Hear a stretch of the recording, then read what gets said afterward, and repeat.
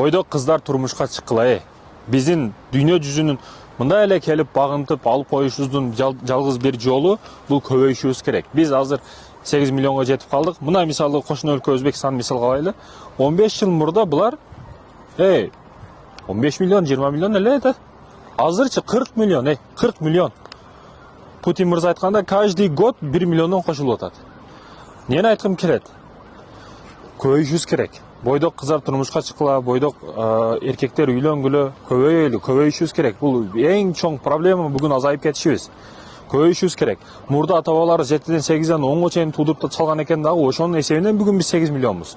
А бүгүнчү яличке болуп, фигурам керек, мага мындай кылышым керек деп төрөбөйм деп эптеп экин төрөгөндөр ойдоңгула, кыргызга салым кошкула, көбөйгүлө, өскүлө, өңгүлө.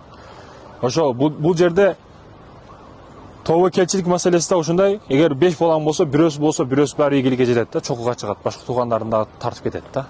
А эки эле бала болсо, экөө тең ийгиликке жетпей калышы мүмкүн. А көпчүлүк это хорошо. Кайсыдыр бири балким дүйнөнү жарат да. Роналдодой күчтүү футболчу болуп кетиши мүмкүн. Эйнштейндей акылдуу болуп кетиши мүмкүн, а?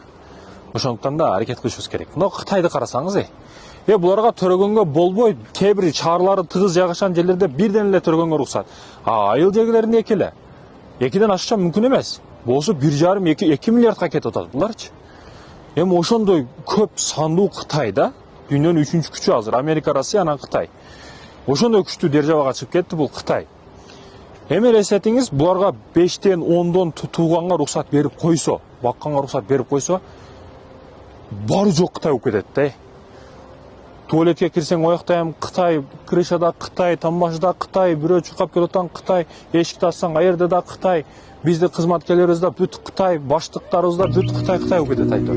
Эми элестетсең сиз 2 миллиардты 10го көбөйтүп, канча миллиард болуп кетет? Жер жүзүнө батпай кетет. Ошо тоо таш бардык жерде Кытай болуп кетет.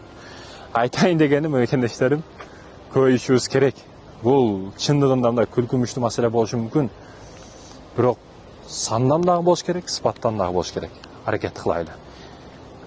Эркектер жакшы иштегиле, аялдар имандуу балдарды тарбия кылгыла.